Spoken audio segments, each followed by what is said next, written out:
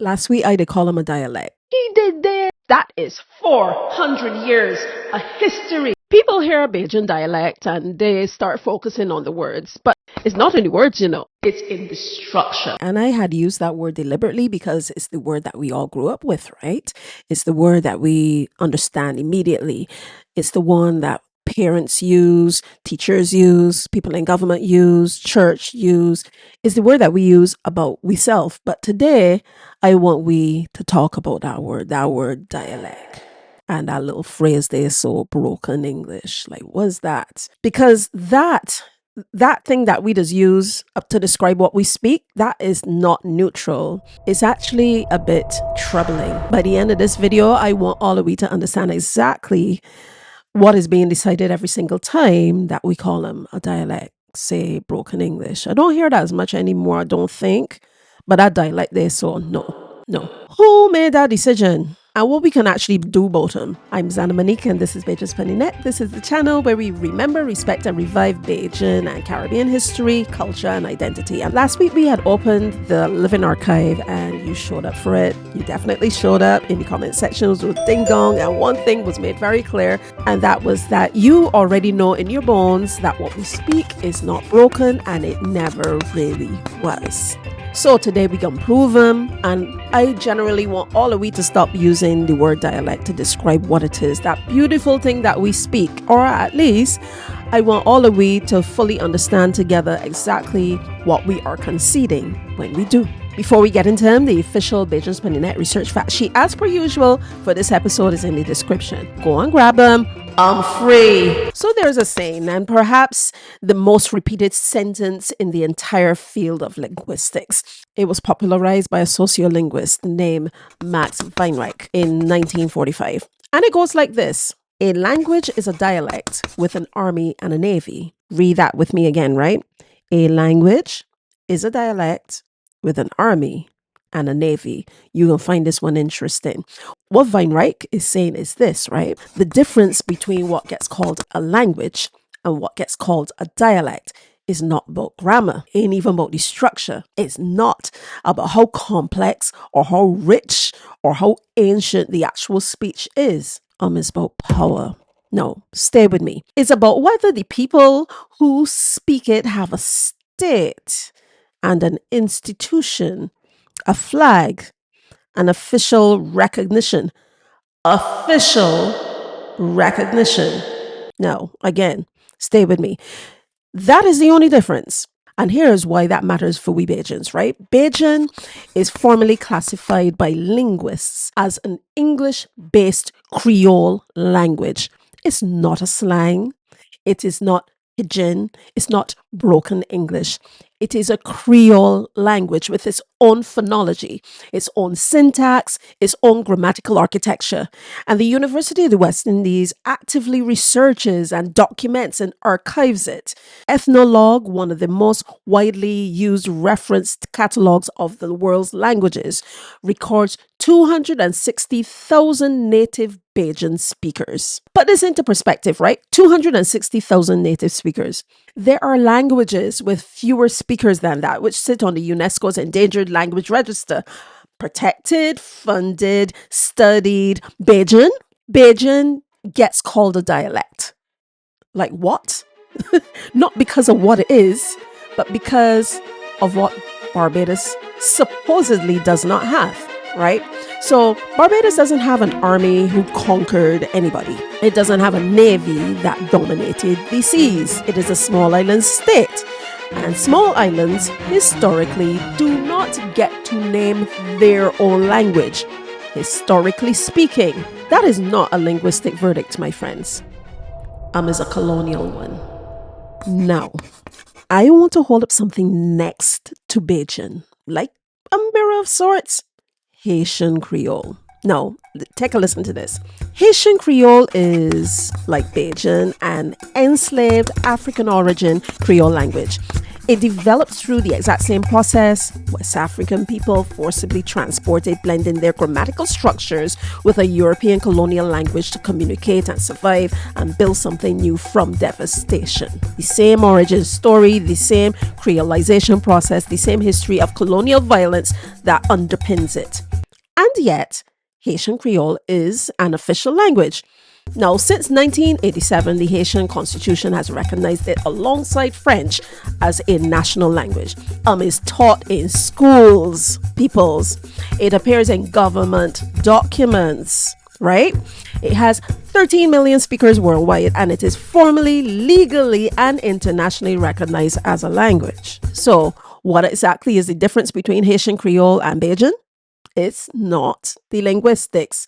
The difference is 1804. Haiti had a revolution. Haiti became a republic. Haiti at great and terrible cost, which affects the nation up to this day, won statehood. And with statehood came the power to say, this is our language. These heso is we words. This is what we speak, and it counts.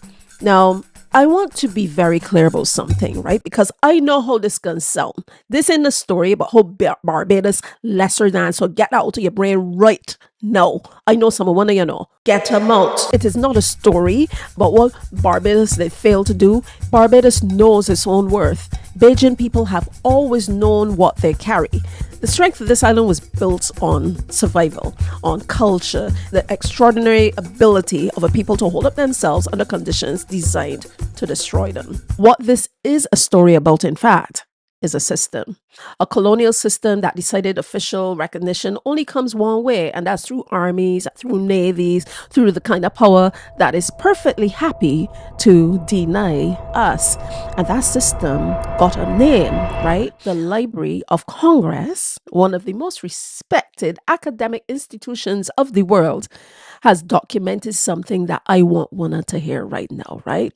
Prick your ears. Scholars have described the exclusion of Creole languages from the institutional infrastructure of Caribbean societies, from schools and courts and government as, and I am going to quote this very carefully, linguistic apartheid. Now, that is my language, right? That is the Library of Congress citing academic scholarship. And right now in Barbados, standard English is the English of the courts, right? It's the English of the government, the English of the education.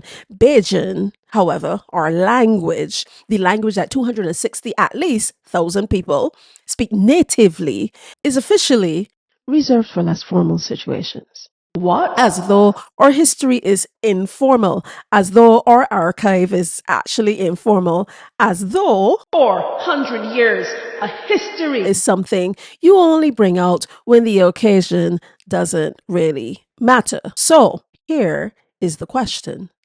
If the system only grants official recognition through statehood and revolution and political power, what do you do then when your power was never built that way?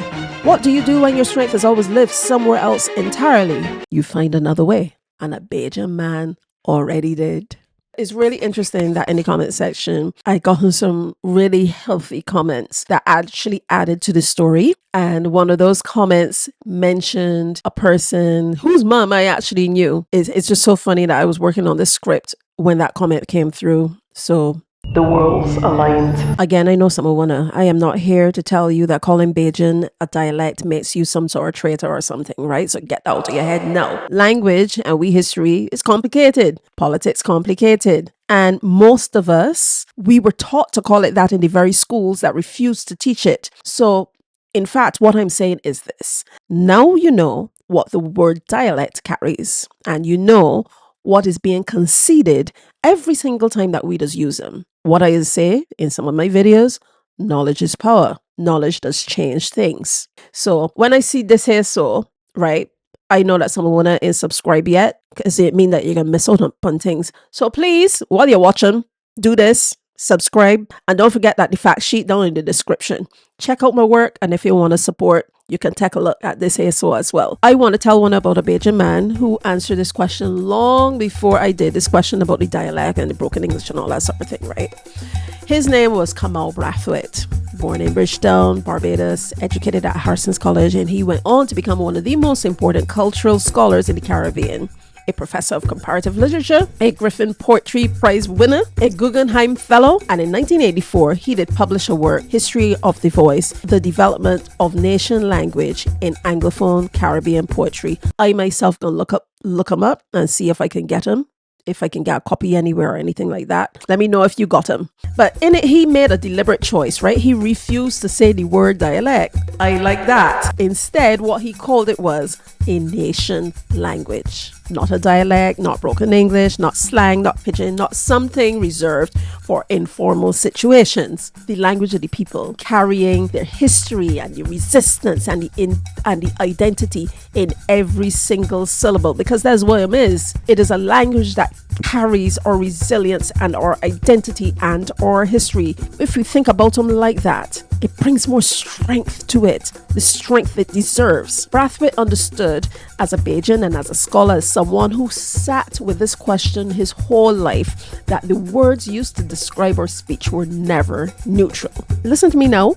They were always political, and they always carry the weight of who gets to decide what counts, like the victors, writing the script of our story and all that. But he decided and he gave us the name. And here is what I want you to carry from today. Now, 1, use the name. From now on, forget the dialect thing. And yeah, you may slip up from time to time, but Bajan language, nation language, say it, own it. The next time that someone asks you what you speak or what your parents speak or your grandparents or you have a choice, right? You do not have to say just the dialect or whatever it is that you call him. Kamal Brathwaite himself already did the work, and we now have to pick up on him. Secondly, understand that recognition starts with us. Haitian Creole was not recognized overnight. It took decades of advocacy, of writers writing in it and educators demanding it to be taught in the schools, right? The communities insisting on its dignity, it being used in government and in writings and all of that before 1987 actually arrived. So the work had to begin with the people themselves. That work starts in your mouth and in your brain and in your heart. It begins with how we really talk about what we speak. And thirdly, protect the archive. You know too much about that.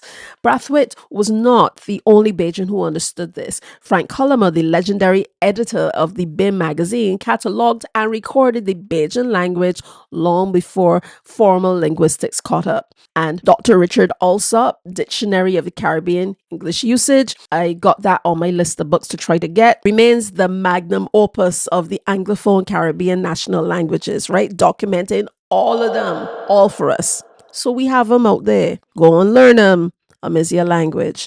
The archive actually exists. People built on it, and we ancestors, we blood, gave their lives for it. Every single time when I speak unapologetically, fully, in all its depth, you are continuing that work. You are preserving something that 400 years of systems that are preserved in colonialism and erasure and flattening could not destroy. Remember them words, right? Yeah, go and watch the previous episodes and you'll see what I'm talking about, but not quite yet. Wait till the end. Do not let comfort, you hear what I'm saying? Do not let comfort finish what slavery could not. Good. 260,000 native speakers at least. Its own grammar, phonology, structure, formally classified by linguists as a Creole language. And still we call it a dialect. That's still in we mouth. That ends now. Not because of what is, because of what them did decide what is. The research fact sheet for this episode is in the description, as I did say. Everything there, so go and research for one ourselves and talk respectfully in the comment section. That's all I ask. And if you want to really go deeper than the comment section, we do have a members only community right here. So, the link down here. So, and there's a space where we have these conversations, where we can have the lives with people who truly value the archive, right? Comment, like, and share, do all the things that you know that you got to do in order to make sure that we BajStory go far and wide. We need to big up we language. And let me know if you can say that 3 times fast. And while you're at them, don't forget to go and watch this video right here. So.